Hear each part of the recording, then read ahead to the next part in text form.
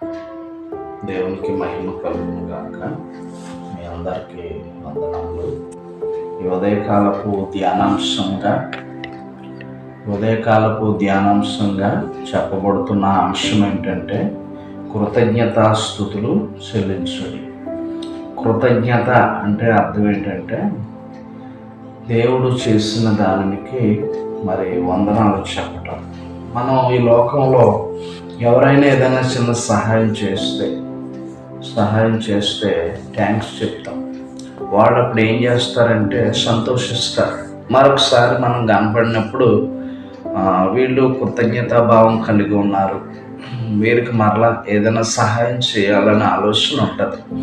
అలాగే ఇక్కడ పౌలు భక్తుడు తెస్సలోనీయులకు రాస్తూ 5వ అధ్యాయం 16వ వచనంలో ఏం చెప్తున్నాడంటే, ప్రతి విషయం నందు కృతజ్ఞతాస్తుతులు చెల్లించుడి, ఇలా చేయుట యేసుక్రీస్తునందు మీ విషయంలో దేవుని చిత్తం.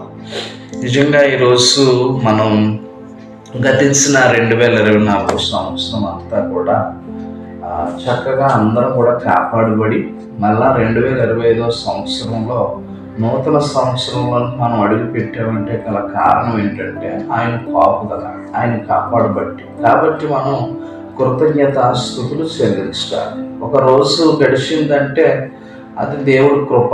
దేవా, ఈ దినమంతా కాసి కాపాడు, నీకు వందనాలు. దేవుడు ఒక మేలు చేశాడు, వందనాలు చెల్లించాడు.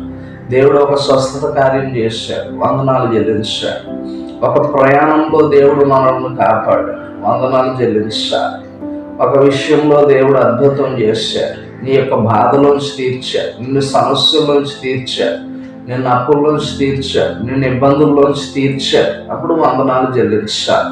అప్పుడు దేవుడు అనుకుంటాడట, చిన్న విషయంలో నమ్మకంగా ఉన్న వాటిని మరి ఆయన అనేక విషయాల్లో దేవుడు నమ్మకంగా మనల్ని ఉంచుతాడట. కాబట్టి ప్రతి విషయంలో కూడా అది చిన్నదే కావచ్చు, పెద్దదే కావచ్చు, ఎలాంటి పరిస్థితుల్లోనైనా దేవుడు మనకు విడుదల కలిగించినప్పుడు ఏం చేయాలంటే కృతజ్ఞతాస్తుతి చెల్లించడం అనేటువంటిది చాలా అవసరం అన్నమాట. కాబట్టి దేవుని ఎట్టి సమయాల్లో మర్చిపోకూడదు. అందుకే దావీదు కూడా ఏమంటాడంటే, నా ప్రాణమా యెహోవాను సన్నిధించుము, ఆయన చేసిన ఉపకారాల్లో దేనిని మరువకము.